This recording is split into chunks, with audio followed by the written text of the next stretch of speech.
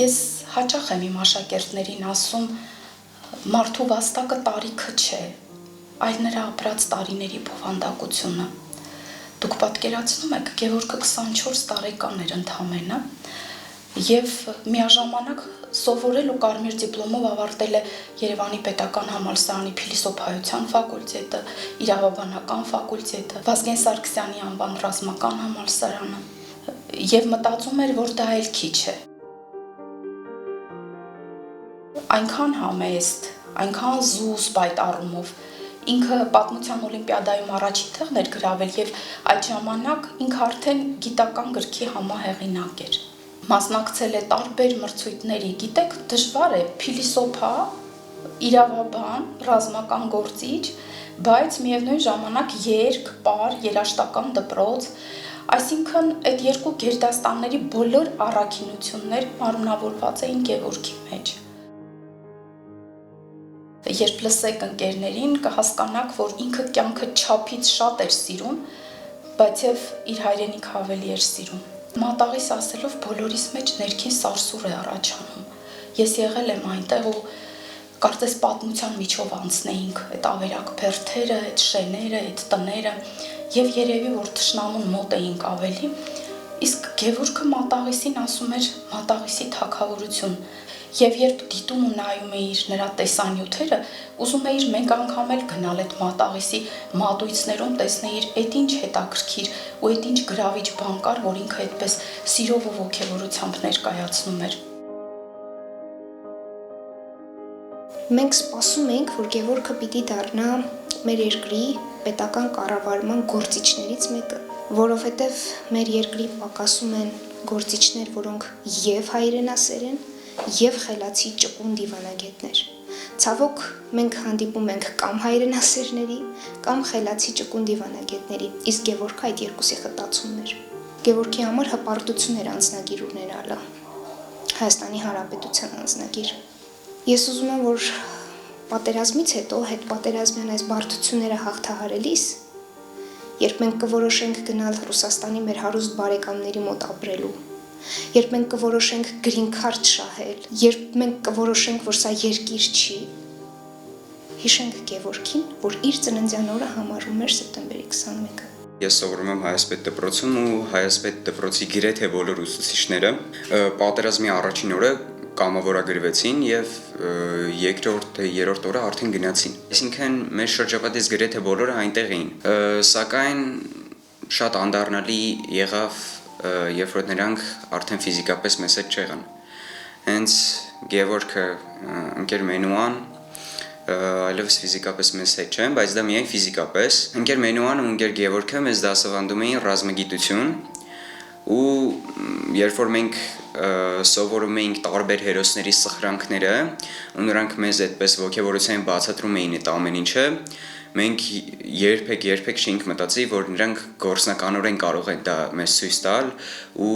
իրականում երբեք էլ չէինք ուզի, որ այդպես լիներ։ Ճիշտ է, իր հետ երկու դաս հասցրեցինք անել ցավոք, սակայն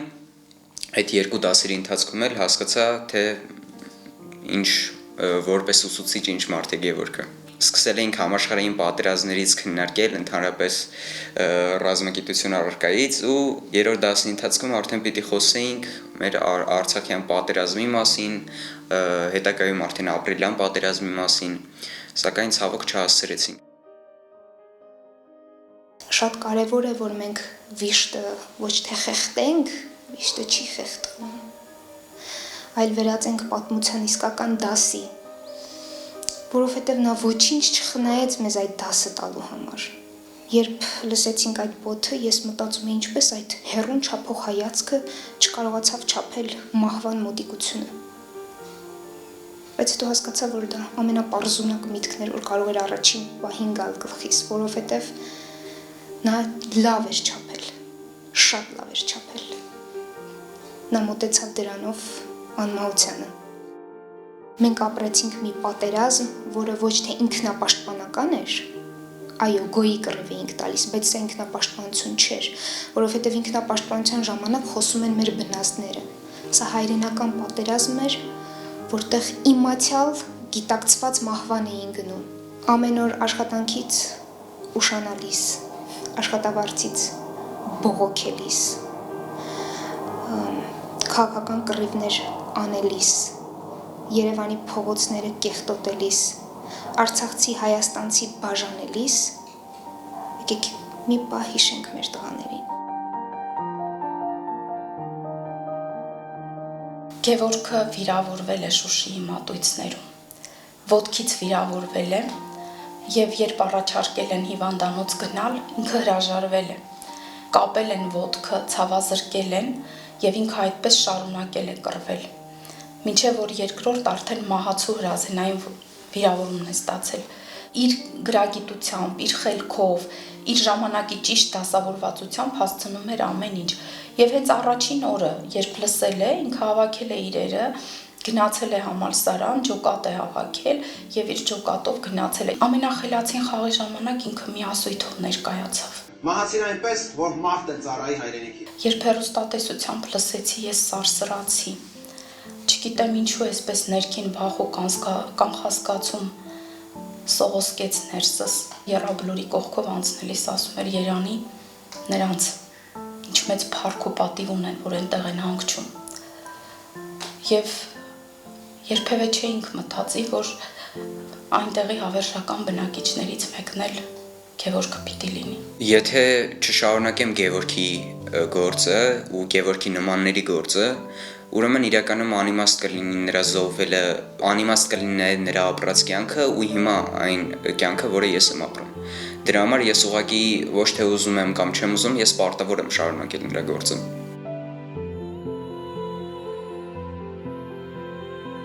Ինքը երազանք ուներ,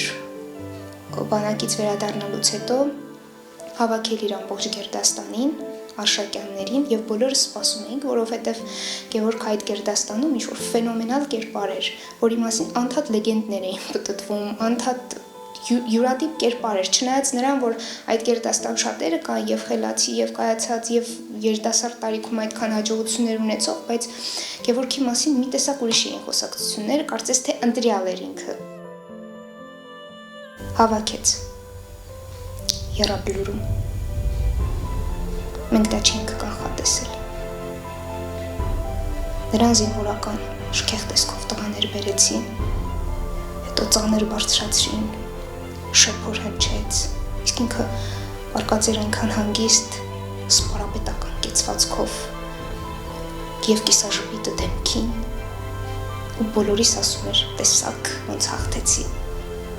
պատերազմն էլ հաղթեցի, կյանքն էլ հաղթեցի, ձեզ էլ հաղթեցի,